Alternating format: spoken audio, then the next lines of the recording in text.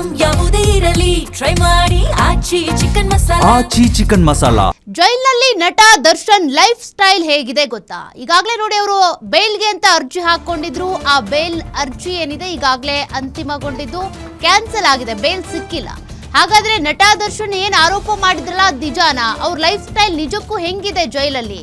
ದಾಸ ಇರೋ ಬ್ಯಾರಕ್ ಹೇಗಿದೆ? ಭದ್ರತೆ ಎಷ್ಟಿದೆ ಗೊತ್ತಾ? ಕಾಟೇರನಿಗೆ ಜೈಲ್ನಲ್ಲಿ ಏನೆಲ್ಲ ಸವಲತ್ತು ಸಿಗ್ತಾ ಇದೆ? ದರ್ಶನ್ ಜೈಲು ವಾಸದ ಬಗ್ಗೆ ಸುಪ್ರೀಂ ಕೋರ್ಟ್ಗೆ ರಿಪೋರ್ಟ್ ಹೋಗಿದೆ.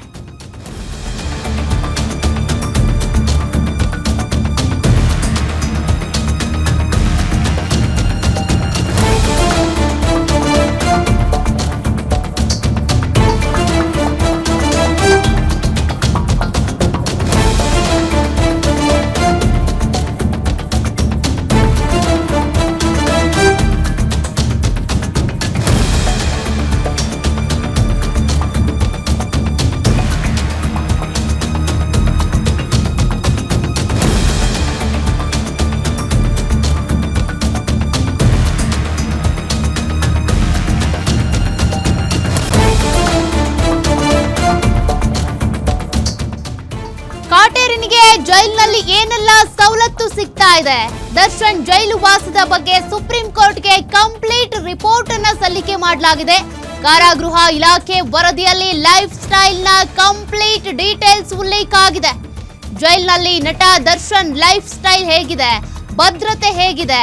ದಾಸ ಇರುವಂತ ಬ್ಯಾರಕ್ ಹೇಗಿದೆ ಗೊತ್ತಾ? ಹಾಗಾದ್ರೆ ಅದರ ಕಂಪ್ಲೀಟ್ ಡೀಟೇಲ್ಸ್ ಕೊಡ್ತೀವಿ. ಕಾಟೇರನಿಗೆ ಆ ಸವಲತ್ತಿಲ್ಲ, ಈ ಸವಲತ್ತಿಲ್ಲ ಅಂತಿದ್ರಲ್ಲ, ಗಾಳಿ ಬೆಳಕು ಬರ್ತಾ ಇಲ್ಲ, ಫಂಗಲ್ ಇನ್ಫೆಕ್ಷನ್ ಆಗ್ತಾ ಇದೆ, ನನಗೆ ಸಾಕಷ್ಟು ತೊಂದರೆ ಆಗ್ತಾ ಇದೆ ಅಂತ ದರ್ಶನ್ ಏನ್ ಆರೋಪ ಮಾಡಿದ್ರು, ಆ ರೀತಿ ಯಾವ ರೀತಿನೂ ಸಮಸ್ಯೆಗಳು ಅಲ್ಲಿ ಇಲ್ಲ. ಸುಪ್ರೀಂ ಕೋರ್ಟ್ಗೆ ಈಗ ಜೈಲಧಿಕಾರಿಗಳು ಇದಕ್ಕೆ ಸಂಬಂಧಪಟ್ಟಂತೆ ಪೂರ್ತಿ ಮಾಹಿತಿ ಕೊಟ್ಟಿದ್ದಾರೆ. ಸುಪ್ರೀಂ ಕೋರ್ಟ್ಗೆ ಕೊಟ್ಟಿರುವಂತ ಆ ವರದಿಯಲ್ಲಿ ಹಾಗಾದ್ರೆ ಏನೆಲ್ಲ ಇದೆ ಗೊತ್ತಾ? ಕಾಟೇರ ಇರುವಂತ ಆ ಬ್ಯಾರಕ್ ಹೇಗಿದೆ, ಅದಕ್ಕೆಷ್ಟು ಭದ್ರತೆ ಕೊಡಲಾಗಿದೆ ಅಂತ. ಮೊನ್ನೆ ಅಷ್ಟೇ ಇದಕ್ಕೆ ಸಂಬಂಧಪಟ್ಟಂತೆ ಸುಪ್ರೀಂ ಕೋರ್ಟ್ ನಲ್ಲೇ ಪಬ್ಲಿಕ್ ಪ್ರಾಸಿಕ್ಯೂಟರ್ ವಾದ ಮಂಡಿಸಿದ್ರು.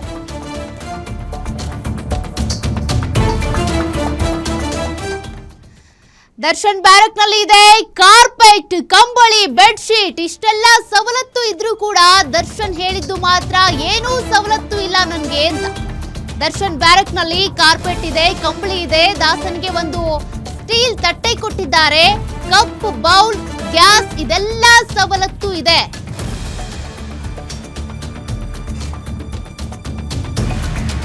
ಗಾಳಿ ಬೆಳಕು ಇರುವಂತ ಬ್ಯಾರಕ್ ನಲ್ಲಿ ದರ್ಶನ್ ವಾಸ್ತವ್ಯ. ಗಾಳಿ ಇಲ್ಲ, ಬೆಳಕಿಲ್ಲ ಅಂತಿದ್ರು ದರ್ಶನ್, ಆದ್ರೆ ನಿಜಕ್ಕೂ ಅವರಿಗೆ ಕೊಟ್ಟಿರುವಂತ ಮೂಲಭೂತ ಸೌಕರ್ಯಗಳು ಏನೇನ್ ಗೊತ್ತಾ? ಉತ್ತಮ ಸೌಲಭ್ಯ ಇರುವಂತ ಬ್ಯಾರಕ್ಕೆ ಕೊಡಲಾಗಿದೆ. ಕಿಟಕಿ ಮತ್ತು ಬಾಗಿಲುಗಳಿಗೆ ಸೊಳ್ಳೆ ಪರದೆ ಅಳವಡಿಕೆ ಮಾಡಿದ್ದಾರೆ. ಜೊತೆಗೆ ವಿಶಾಲವಾದ ಕೊಠಡಿಯಲ್ಲಿ ಸೀಲಿಂಗ್ ಫ್ಯಾನ್ಗಳನ್ನು ಹಾಕಿದ್ದಾರೆ. ಇಂಡಿಯನ್ ಅಂಡ್ ವೆಸ್ಟರ್ನ್ ಶೌಚಾಲಯ ಸೌಲಭ್ಯವೂ ಇದೆ. ಕೋರ್ಟ್ ಆದೇಶದಂತೆ ಕಾಟೇರನಿಗೆ ಚಾದರ ಕೊಡಲಾಗಿದೆ, ಕಂಬಳಿ ವ್ಯವಸ್ಥೆ ಇದೆ. ಫಿಸಿಯೋಥೆರಪಿಸ್ಟ್ ಸಲಹೆ ಮೇರೆಗೆ ಕುರ್ಚಿ ವ್ಯವಸ್ಥೆಯನ್ನು ಮಾಡಿದ್ದಾರೆ. ವೈದ್ಯರ ಸಲಹೆಯಂತೆ ಮೊಟ್ಟೆ, ಬ್ರೆಡ್ ಮತ್ತು ಹಾಲಿನಂತ ಹೆಚ್ಚುವರಿ ಆಹಾರಗಳ ವ್ಯವಸ್ಥೆಯೂ ಸಿಗ್ತಾ ಇದೆ. ಜೈಲಿನ ರೂಲ್ಸ್ ಪ್ರಕಾರ ಫೋನ್ ಸೌಲಭ್ಯ ಮತ್ತು ಸಂದರ್ಶನಕ್ಕೆ ಅವಕಾಶ ಕೂಡ ಇದೆ. ಈ ವೇಳೆ ಹಣ್ಣು, ಡ್ರೈ ಫ್ರೂಟ್ಸ್, ಬೇಕರಿ, ತಿಂಡಿ, ಬಟ್ಟೆ, ಹಾಸಿಗೆ ಇದೆಲ್ಲವನ್ನು ಕೂಡ ತಂದು ಕೊಡ್ತಿದ್ದಾರೆ ಅವ್ರ ಫ್ಯಾಮಿಲಿಯವರು. ಕೋರ್ಟ್ ಸೂಚನೆ ಮೇರೆಗೆ ಕೊಠಡಿಯಲ್ಲಿ ಟಿವಿ ಸೌಲಭ್ಯವೂ ಇದೆ. ಇನ್ನು ಕೇರೆ ಮಾಡಬಹುದು, ದಿನಪತ್ರಿಕೆ ಓದಬಹುದು, ಮಾಸಿಕ ಪತ್ರಿಕೆಗಳು ಸಿಗ್ತಾ ಇದೆ, ಪುಸ್ತಕಗಳ ಸೌಲಭ್ಯವೂ ಇದೆ. ಸ್ನಾನಕ್ಕೆ ಅಂತ ಸೋಪು, ಜೊತೆಗೆ ಬಟ್ಟೆ ತೊಳೆಯುವಂತ ಸೋಪು, ತೆಂಗಿನೆಣ್ಣೆ, ಟೂತ್ ಪೇಸ್ಟ್ ಮತ್ತೆ ಫಿನಾಯಿಲ್ ಇರಬಹುದು, ಹಾಗೆ ಬ್ಲೀಚಿಂಗ್ ಪೌಡರ್ ವ್ಯವಸ್ಥೆ. ಅವರ ಕಂಪ್ಲೀಟ್ ಅವರ ಸ್ವಚ್ಛತೆಗೆ ಮತ್ತೆ ಅವರ ಬಾತ್ರೂಮ್ ಅಥವಾ ಟಾಯ್ಲೆಟ್ ಸ್ವಚ್ಛತೆಗೆ ಬೇಕಾಗಿರುವಂತ ವಸ್ತುಗಳು ಪ್ರತಿಯೊಂದು ಕೂಡ ಇದೆ. 3 ಹೊತ್ತು ವಾಕ್ ಮಾಡಬಹುದು, ಯೋಗಾಭ್ಯಾಸಕ್ಕೂ ವ್ಯವಸ್ಥೆ ಇದೆ. ದರ್ಶನ್ಗೆ ನೀಡಲಾದ ಎಲ್ಲಾ ಸೌಲಭ್ಯ ಕುರಿತು ಈಗ ವರದಿಯಲ್ಲಿ ಉಲ್ಲೇಖ ಮಾಡಲಾಗಿದೆ. ಹಂಗಿದ್ರೂ ಕೂಡ ದರ್ಶನ್ ನನ್ಗೇನು ಮೂಲಭೂತ ಸೌಕರ್ಯಗಳು ಇಲ್ಲ ಅನ್ನುವಂತ ಗ್ರೌಂಡ್ಸ್ ನಲ್ಲಿ ಬೇಲ್ ತಗೊಳ್ಳೋದಕ್ಕೆ ಪ್ರಯತ್ನ ಪಟ್ರು, ಅದು ಈಗ ಸಫಲ ಆಗಿಲ್ಲ. ಬೇಲ್ ಸಿಗ್ಲಿಲ್ಲ ಅವರಿಗೆ. ಹಾಗಾಗಿ ಈಗ ಸುಪ್ರೀಂ ಕೋರ್ಟ್ಗೆ ವರದಿ ಸಲ್ಲಿಕೆ ಮಾಡಲಾಗಿದೆ. ನಿಜಕ್ಕೂ ಅವರ ಬ್ಯಾರಕ್ ನಲ್ಲಿ ಏನೆಲ್ಲ ವ್ಯವಸ್ಥೆ ಇದೆ, ದರ್ಶನ್ಗೆ ಏನ್ ವ್ಯವಸ್ಥೆಯನ್ನ ಮಾಡಿಕೊಡ್ಲಾಗಿದೆ ಅಂತ. ನಟ ದರ್ಶನ್ ಇರುವಂತ ಬ್ಯಾರಕ್ ನಲ್ಲಿ 24x7 ಭದ್ರತೆ ಇರುತ್ತೆ. ಹಗಲಲ್ಲಿ ಒಬ್ಬ ಸಹಾಯಕ ಜೈಲರ್ ಮತ್ತು ಒಬ್ಬ ವಾರ್ಡನ್ ಇರ್ತಾರೆ. ರಾತ್ರಿ ವೇಳೆ ಇಬ್ಬರು ಹೆಡ್ ವಾರ್ಡನ್ಗಳ ನಿಯೋಜನೆ ಮಾಡಲಾಗಿದೆ. ಇತರೆ ಕೈದಿಗಳು ಕಾರಿಡಾರ್ಗೆ ಬರದಂತೆ ಮುನ್ನೆಚ್ಚರಿಕೆ ಕ್ರಮವನ್ನು ಕೂಡ ಕೊಟ್ಟಿದ್ದಾರೆ. ಬ್ಯಾರೆಕ್ ಮುಂಭಾಗದ ಕಾರಿಡಾರ್ನಲ್ಲಿ ಸಿಸಿಟಿವಿ ಅಳವಡಿಕೆ ಕೂಡ ಮಾಡಲಾಗಿದೆ. ಇನ್ನು ಕಮಾಂಡ್ ಸೆಂಟರ್ನಲ್ಲಿ ಸಿಸಿಟಿವಿಗಳ ಪರಿಶೀಲನೆ ನಡೀತಾ ಇರುತ್ತೆ. ಏನಾಗ್ತಿದೆ ಏನ್ ಕತೆ ಅಂತ. ದರ್ಶನ್ ಜೈಲು ಸೇರಿದ ಬಳಿಕ 70 ಬಾರಿ ಕುಟುಂಬಸ್ಥರು ಭೇಟಿಯಾಗಿದ್ದಾರೆ. 73 ಬಾರಿ ಫೋನ್ಗಳ ಕರೆಗಳ ಸೌಲಭ್ಯ ಕೂಡ ನೀಡಲಾಗಿದೆ. 73 ಬಾರಿ ಅವ್ರ ಫೋನಲ್ಲಿ ಮಾತನಾಡಿದ್ದಾರೆ. ಜೈಲಿನಲ್ಲಿ ದರ್ಶನ್ಗೆ ವಕೀಲರ ಭೇಟಿಗೂ ಅವಕಾಶ ಇದೆ. 2025 ಆಗಸ್ಟ್ನಿಂದ 28 ಬಾರಿ ವಕೀಲರು ಭೇಟಿಯಾಗಿ ಮಾತನಾಡಿ ಹೋಗಿದ್ದಾರೆ. ಕುಟುಂಬಸ್ಥರು ಕೂಡ ಭೇಟಿ ಮಾಡಿಕೊಂಡು ಜೊತೆಗೆ ಅವ್ರಿಗೆ ಬೇಕಾಗಿರುವಂತಹ ಡ್ರೈ ಫ್ರೂಟ್ಸು, ಸೋಪು, ಬಟ್ಟೆ ಇದೆಲ್ಲವನ್ನು ಕೊಟ್ಟು ಹೋಗ್ತಿದ್ದಾರೆ. ಎಲ್ಲ ವ್ಯವಸ್ಥೆನೂ ಇದೆ ಅಂತ.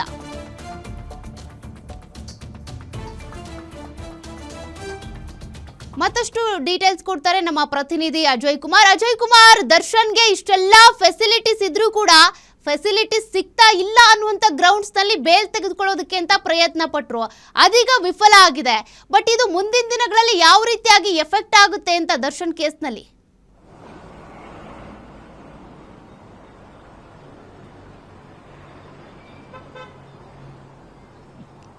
ಖಂಡಿತವಾಗ್ಲೂ ಸೌಖ್ಯ. ಏನು ಸುಪ್ರೀಂ ಕೋರ್ಟ್ ನಲ್ಲೂ ಕೂಡ ಈಗಾಗಲೇ ಮೊನ್ನೆ ಬೇಲ್ ರಿಜೆಕ್ಟ್ ಆಯಿತು. ಅದರಲ್ಲೂ ಕೂಡ ಇವರು ಒಂದು ದರ್ಶನ್ ಪರ ವಕೀಲರು ಕೂಡ ಅಲ್ಲಿ ಕೆಲವೊಂದು ಗ್ರೌಂಡ್ಸ್ ಅನ್ನ ಇಟ್ಕೊಂಡು ಅಲ್ಲಿ ವಾದವನ್ನ ಮಾಡ್ತಾರೆ ನ್ಯಾಯಾಧೀಶರ ಮುಂದೆ. ಅಂದ್ರೆ ಬೇಸಿಕ್ ಫೆಸಿಲಿಟೀಸ್ ಕೂಡ ಕೊಡ್ತಾ ಇಲ್ಲ, ಮತ್ತೆ ಸಾಕಷ್ಟು ಟಾರ್ಚರ್ ಆಗ್ತಾ ಇದೆ ಜೈಲಿನಲ್ಲಿ ಇರೋದಕ್ಕೆ ಅನ್ನೋ ಒಂದು ಮಾತನ್ನು ಕೂಡ ಹೇಳಿದ್ರು.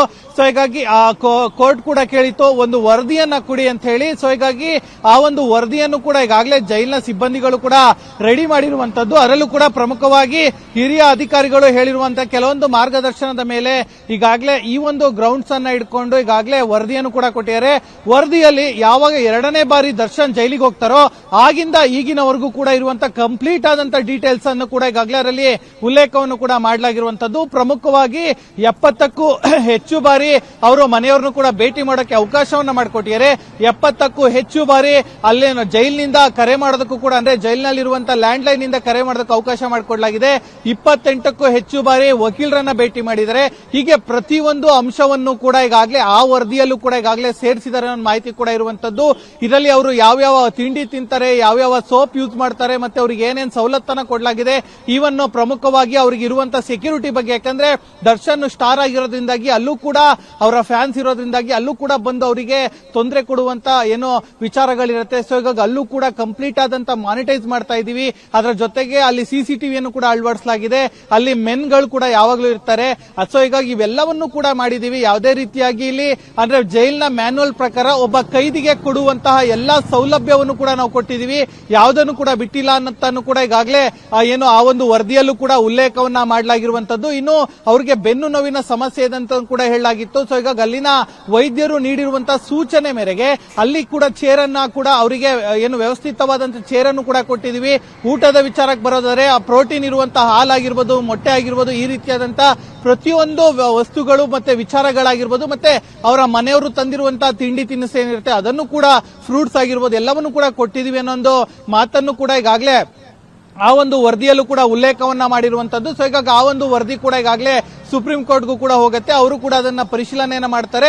ಅದಾದ ನಂತರದಲ್ಲೂ ಕೂಡ ಸುಪ್ರೀಂ ಕೋರ್ಟ್ ಕೆಲವೊಂದು ಸೂಚನೆಗಳನ್ನ ಕೊಡೋದಿದ್ರೆ ಖಂಡಿತವಾಗ್ಲೂ ಅಲ್ಲಿ ಲೋಯರ್ ಕೋರ್ಟ್ ಅಥವಾ ಜೈಲಿನ ಅಧಿಕಾರಿಗಳಿಗೆ ಕೊಡತ್ತೆ ಅಂತ ಹೇಳ್ಬೋದು. ಸೊ ಹೀಗಾಗಿ ಎಲ್ಲವೂ ಕೂಡ ಸರಿ ಇದೆ, ಯಾವುದೇ ರೀತಿಯಾಗಿ ನಮ್ಮ ಕಡೆಯಿಂದ ತಪ್ಪಾಗಿಲ್ಲ ಅಂತಾನು ಕೂಡ ಈಗಾಗಲೇ ಜೈಲಿನ ಅಧಿಕಾರಿಗಳು ಸ್ಪಷ್ಟವಾದಂತಹ ಒಂದು ವರದಿಯನ್ನ ಸಿದ್ಧತೆ ಮಾಡಿ ಕೊಟ್ಟಿದ್ದಾರೆ ಅಂತಾನೆ ಹೇಳ್ಬೋದು. ಸೌಖ್ಯ ಅಜಯ್, ಈಗ ಜನಸಾಮಾನ್ಯರಿಗೆ ನೋಡ್ತಾ ಇರೋರಿಗೆ ಒಂದು ಕ್ವಶನ್ ಬರುತ್ತೆ. ಹಾಗಾದ್ರೆ ದರ್ಶನ್ಗೆ ಮಾತ್ರ ಇಷ್ಟೆಲ್ಲ ಸವಲತ್ತುಗಳು ಸಿಗ್ತಾ ಇದೆಯಾ, ಅಥವಾ ವಿಚಾರಣಾಧೀನ ಕೈದಿಗಳು ಏನಿದ್ದಾರೆ ಅವರೆಲ್ಲರಿಗೂ ಕೂಡ ಇದೇ ಫೆಸಿಲಿಟಿ ಸಿಗ್ತಾ ಇದೆಯಾ ಅಂತ?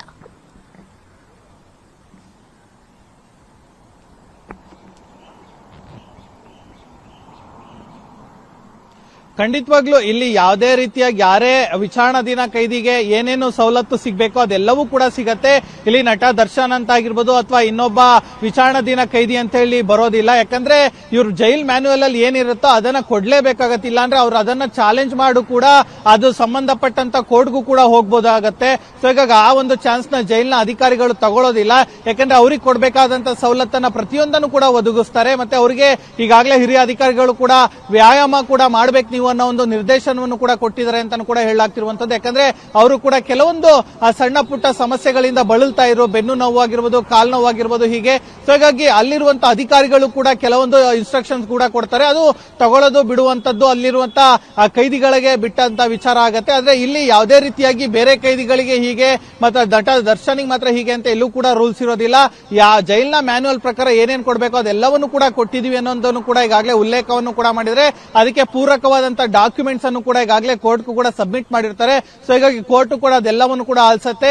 ಆ ಕೋರ್ಟ್ ಕೂಡ ಏನಾದ್ರು ಇನ್ಸ್ಟ್ರಕ್ಷನ್ಸ್ ಕೊಡೋದಿದ್ರೆ ಏನು ಜೈಲ್ನ ಅಧಿಕಾರಿಗಳಿಗೂ ಕೂಡ ಕೊಡುತ್ತೆ, ಇಲ್ಲ ಲೋಯರ್ ಕೋರ್ಟ್ಗೂ ಕೂಡ ಹೇಳುತ್ತೆ. ಸೊ ಹೀಗಾಗಿ ಮುಂದಿನ ದಿನಗಳಲ್ಲಿ ಇನ್ನು ಯಾವ ರೀತಿಯಾದಂತಹ ತಕರಾರನ್ನ ಇವ್ರು ತೆಗಿತಾರೆ ಅಂತ ನಾವು ಸಹ ಕಾದ್ ನೋಡ್ಬೇಕಾಗಿರುವಂತದ್ದು. ಸೌಖ್ಯ. Okay, thank you Ajay ಡೀಟೇಲ್ಸ್ಗೆ.